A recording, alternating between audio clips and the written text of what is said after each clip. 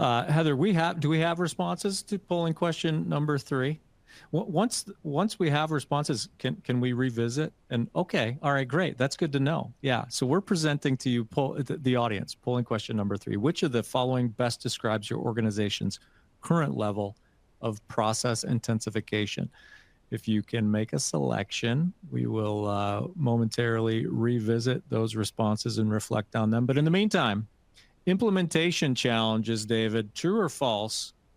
The efficiency gains achieved in continuous environments is easily nullified by the higher initial investment in technology, longer validation timelines, and advanced analytics and staff training requirements. So that speaks to the complexity that you've referenced several times. Does the complexity of continuous offset the efficiency gains achieved?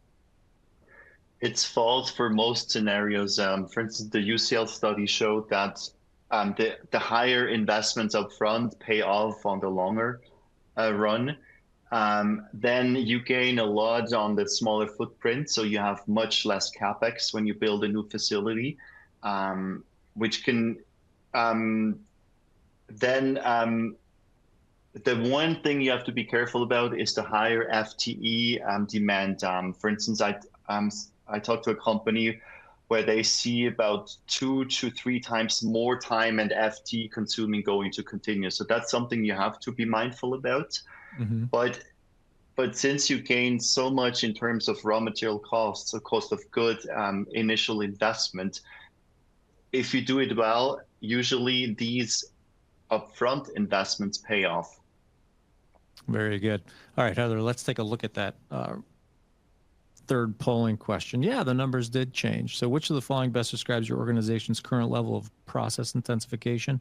Fed batch processes, standalone unit operations leads the charge, followed by individually intensified unit operations. David, any surprises there? No, that's my impression of the industry, that many are still doing fed batch. We have now much more individually intensified unit operations, yes. And again, I think it's the increased complexity and just the knowledge, the expertise you need.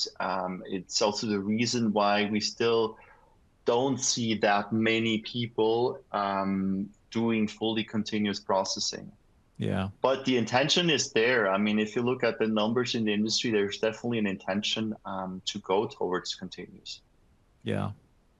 Very good. All right. Back to the true or false. We're going to talk a little bit about a couple of environmental and regulatory impacts. David, true or false?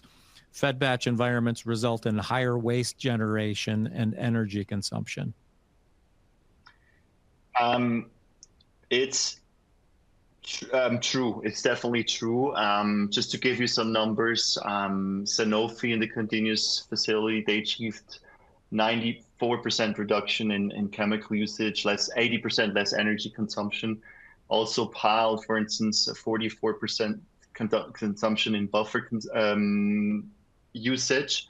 So yes, the only caveat I have is with respect to the perfusion media, where you have a much higher media usage, which then also can be an environmental or sustainability concern.